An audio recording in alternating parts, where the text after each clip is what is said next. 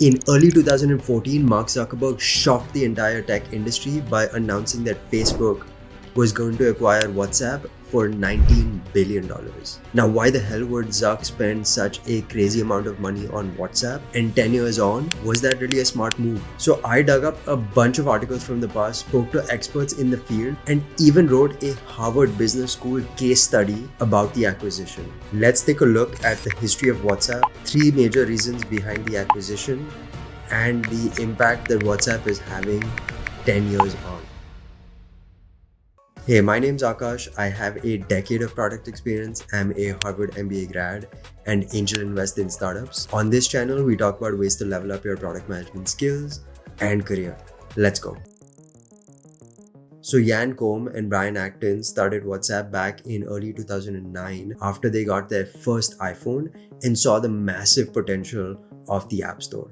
Their first idea was actually to build a Twitter-like status updates app, but through multiple failures, they found that users were actually using the status updates functionality to chat with their friends. You see, back in 2009, SMSs and communicating with friends and loved ones was very expensive. Carriers would charge 10 to 20 cents per SMS message, and there was no easy alternative. But with the rise of smartphones, everyone suddenly had an internet-connected device always on them, and that's where the potential for instant messaging or internet-based chat and communication came up. I myself used to use emails to communicate with loved ones who were abroad because as a student, there was no way that I could afford to send SMS messages to each of them. But email was obviously not the easiest and most straightforward way to communicate and chat with someone on a day-to-day basis. So WhatsApp basically stumbled backwards into solving a major pain point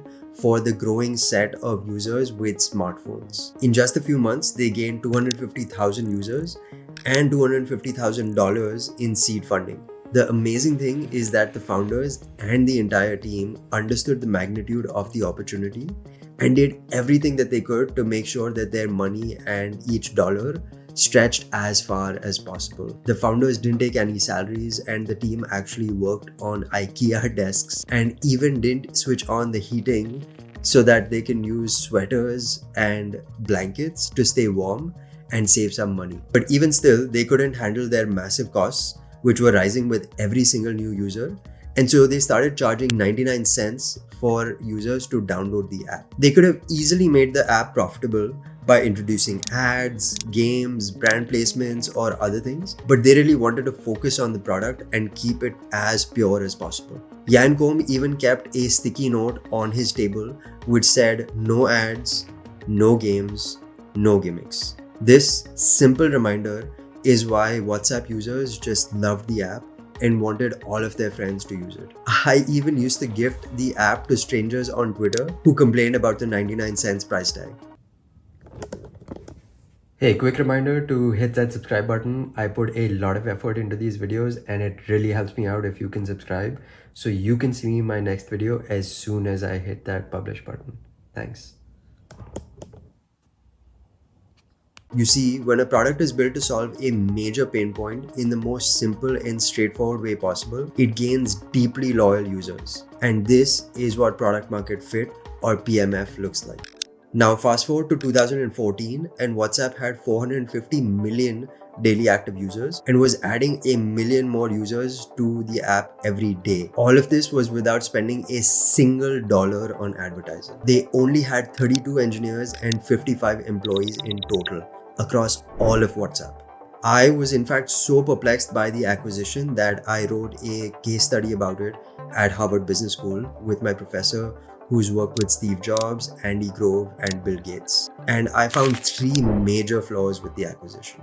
First, network effects. In the age of Facebook and social media platforms, network effects is a buzzword that a lot of people use. But let's actually start by defining what network effects actually means. Positive network effects define the value of a network for existing users, increasing as each additional user is added to the network.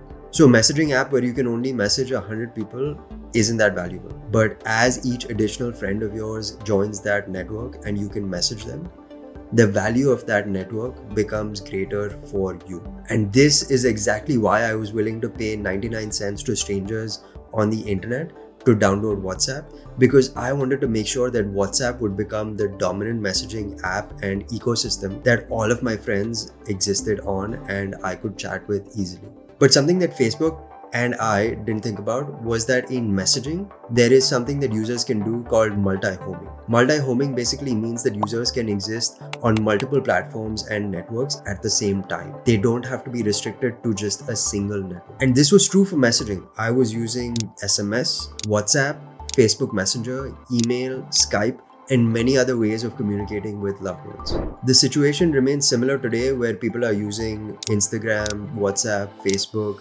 Telegram, WeChat, and many other platforms. So while the number 450 million active users was definitely impressive, it wasn't as great as if it would have been an exclusive network. If tides changed, which they did in 2021, users could very easily switch away from a network to a different messaging app. 2. Monetization. For the first few years, WhatsApp was making no money at all. Then sometime in 2012, they started charging the $1 to download the app and an additional $1 for each year that you use the app. But they never actually collected that usage-based dollar.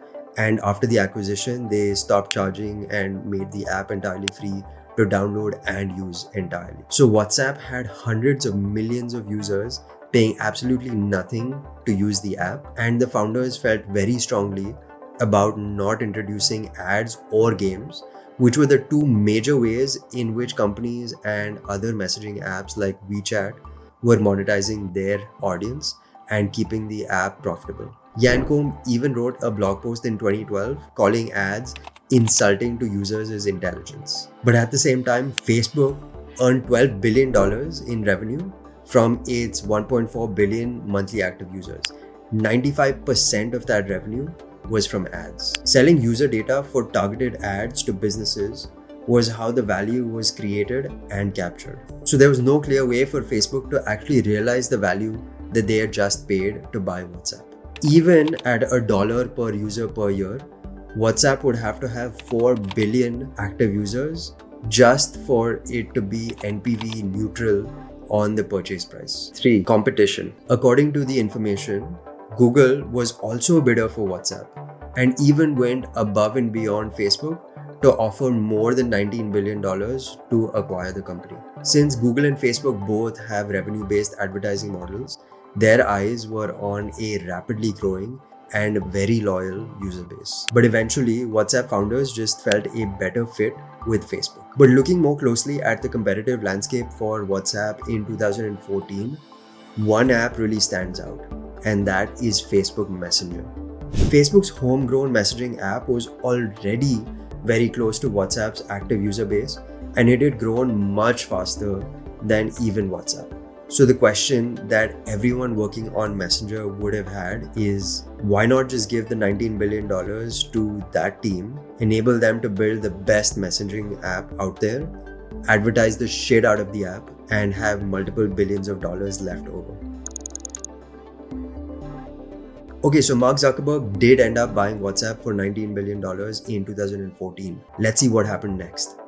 Both of the WhatsApp founders left Facebook. Brian left in 2017 over a monetization dispute, tweeting in support of the Delete Facebook movement. Yan left in 2018 over disagreements over privacy and weakened encryption. He has also publicly spoken against Facebook and Mark Zuckerberg. So now it's evident that Mark's intentions all along were to acquire WhatsApp, let it keep growing, and then change the business model to monetize its user base. However, since WhatsApp was built with a bunch of encryption built in, it's not easy for Facebook to monetize the user base through ads without massive protest and massive user churn. And that's exactly what happened in 2021. Facebook announced changes to the WhatsApp terms of service in order to allow more data sharing between Facebook and WhatsApp, only to wake up to massive backlash from its users. WhatsApp even had to launch enormous advertising campaigns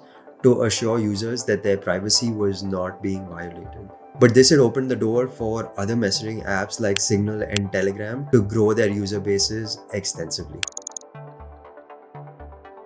Today, WhatsApp has more than 2.7 billion users, but the app has changed a lot from this original design principle that the founders had. The app is no longer just simple messaging. There's stickers, payments, brand updates, shopping, and a lot more crammed into this one single app. The biggest addition has been the introduction of WhatsApp for Business, an app to help businesses streamline their communications with their users for a small fee. Over 50 million businesses use the WhatsApp for Business app and API, and this is how Facebook is making money from WhatsApp today. WhatsApp brought in $13 billion of revenue in 2022 thanks to its business products. While the ROI isn't as high as Instagram, it's definitely in the positive one. So despite all of the issues around founder battles, mismatched business models, antitrust regulations, and much more, Facebook has been able to come out positive on the WhatsApp acquisition 10 years after making the buy. It tweaked its business model, where Facebook makes money by charging businesses to advertise to a targeted set of customers and users. WhatsApp now charges businesses to